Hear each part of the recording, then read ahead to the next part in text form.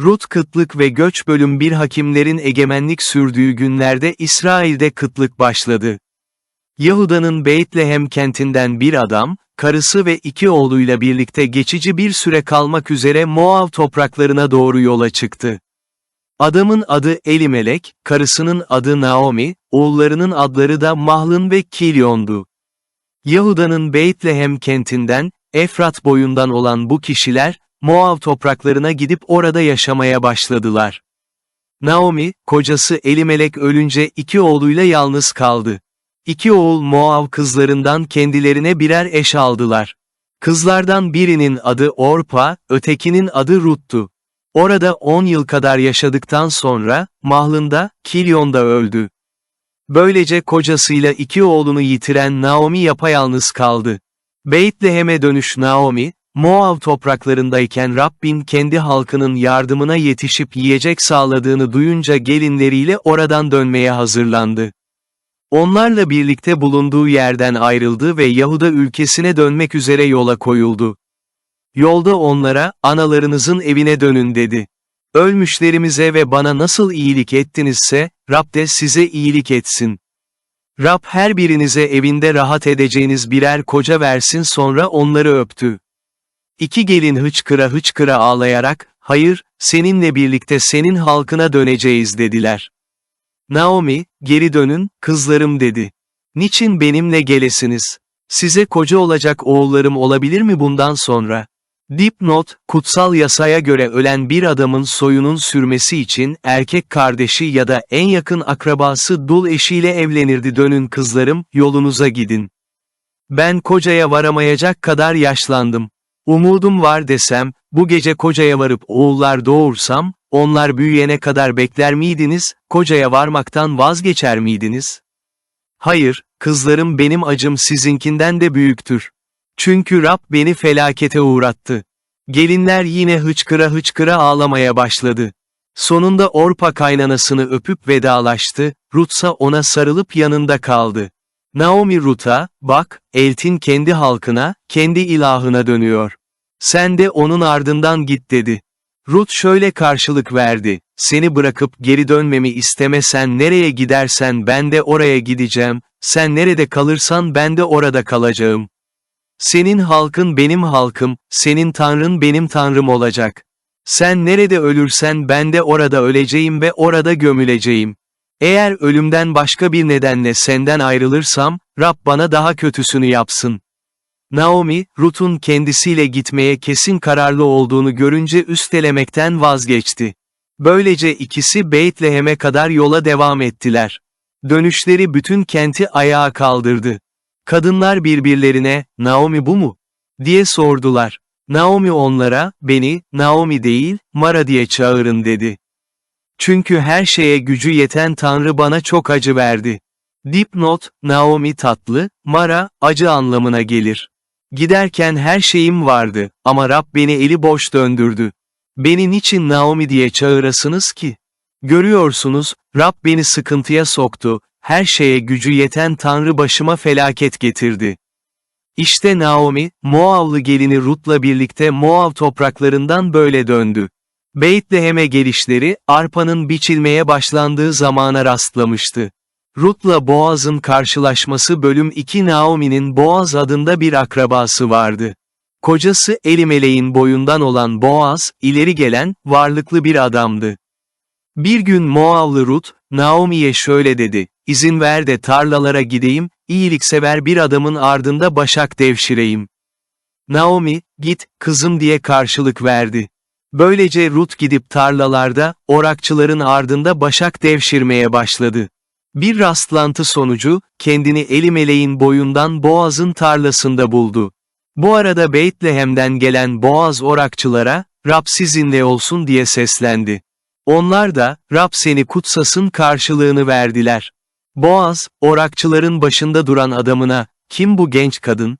Diye sordu. Orakçıların başında duran adam şu karşılığı verdi, Naomi ile birlikte Moav topraklarından gelen Moavlı genç kadın budur. Bana gelip, izin ver de başak devşireyim, orakçıların ardından gidip demetlerin arasındaki artıkları toplayayım dedi.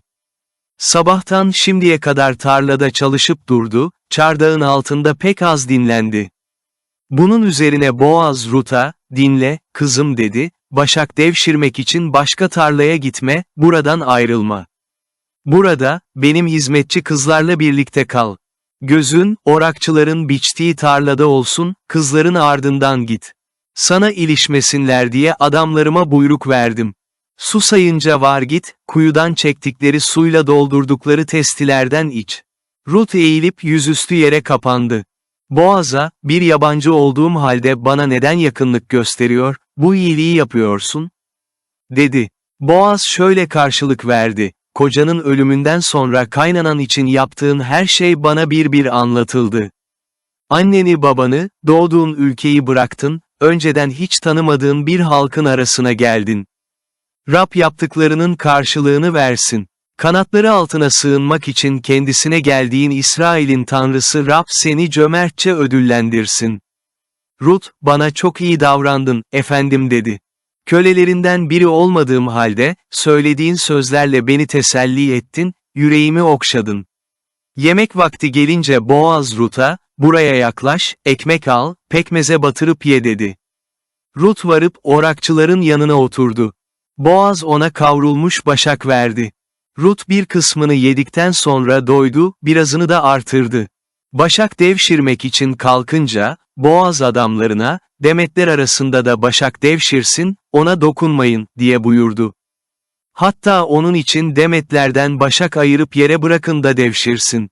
Sakın onu azarlamayın. Böylece Rut akşama dek tarlada başak devşirdi. Devşirdiği başakları dövünce bir efa kadar arpası oldu. Dipnot, bir efa arpa yaklaşık 14,7 kilogram bunu yüklenip kente döndü. Devşirdiklerini gören kaynanasına ayrıca, tarlada doyduktan sonra artırdığı başakları da çıkarıp verdi. Naomi, bugün nerede başak devşirdin, nerede çalıştın?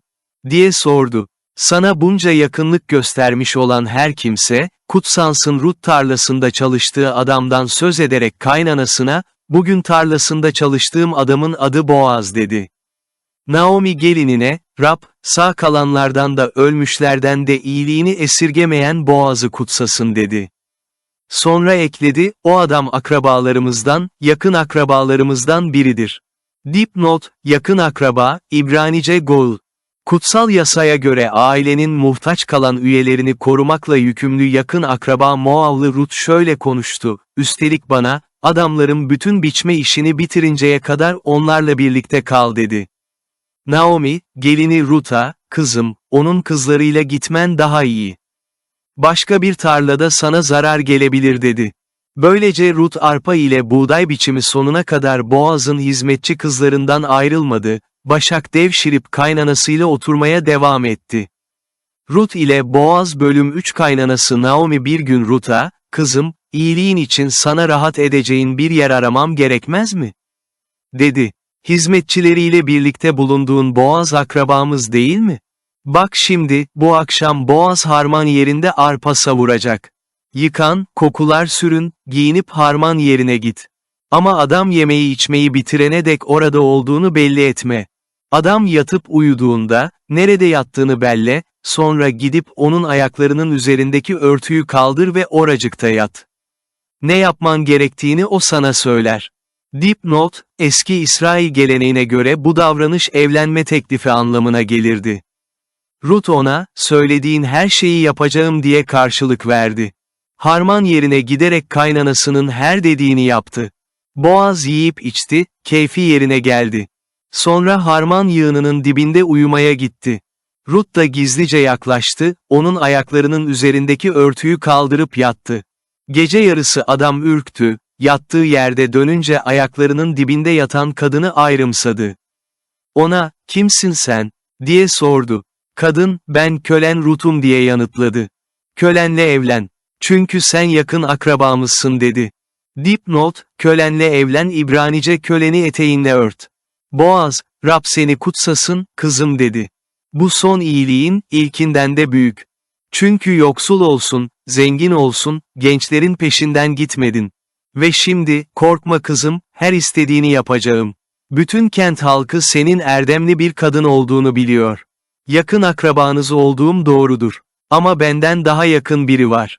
Geceyi burada geçir. Sabah olduğunda eğer adam senin için akrabalık görevini yaparsa ne âlâ, varsın yapsın. Ama o, akrabalık görevini yapmak istemezse, yaşayan Rabbe ant içerim ki, bu görevi ben üstlenirim. Sen sabaha kadar yat. Böylece Rut sabaha kadar Boaz'ın ayakları dibinde yattı. Ama ortalık insanların birbirini seçebileceği kadar aydınlanmadan önce kalktı. Çünkü Boaz, harman yerine kadın geldiği bilinmemeli demişti. Boaz Rut'a, sırtındaki şalı çıkar, aç dedi. Rut şalı açınca Boaz içine 6 ölçek arpa boşaltıp onun sırtına yükledi. Sonra Rut kente döndü. Rut geri dönünce kaynanası, "Nasıl geçti kızım?" diye sordu.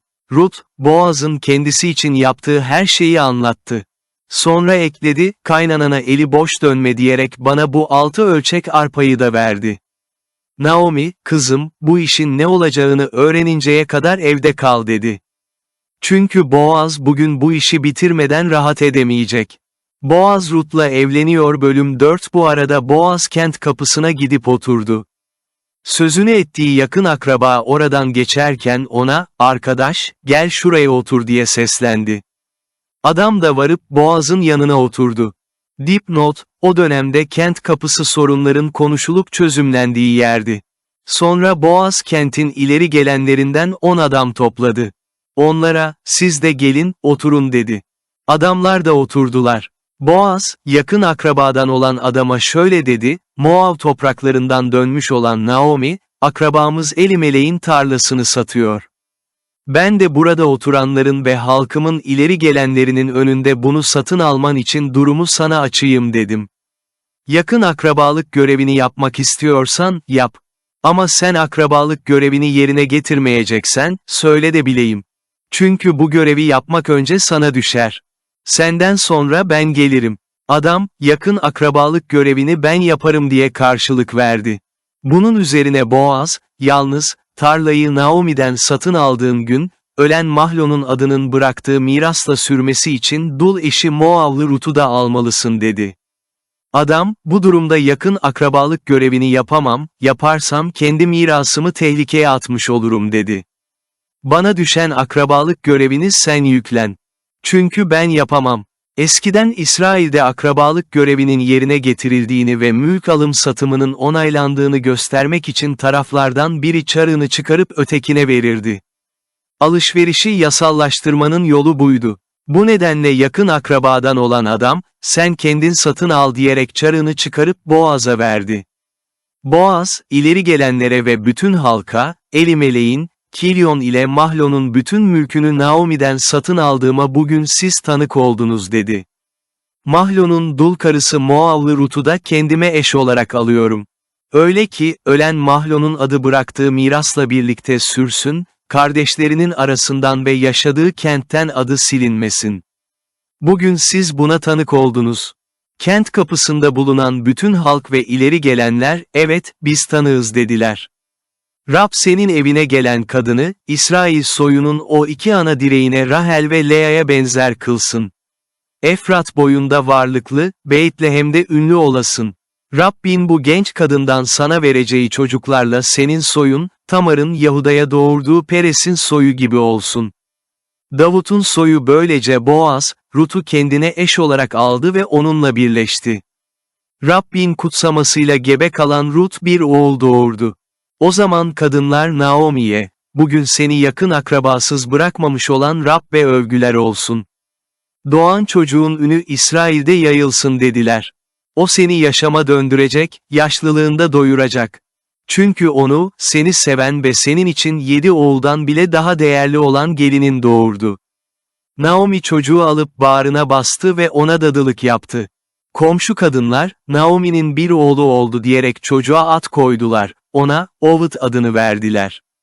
Oved, İşay'ın babası, İşay ise Davut'un babasıdır. Peres'in soyu şöyledir: Peres Hesron'un babası, Hesron Rem'in babası, Rem Amminadav'ın babası, Amminadav Nahşon'un babası, Nahşon Salmon'un babası. Dipnot, bazı Septuagint'a el yazmaları Salmon, Masoretik metin Salma. Salmon Boaz'ın babası, Boaz Ovut'un babası, Ovut İşay'ın babası, İşay da Davut'un babasıdır.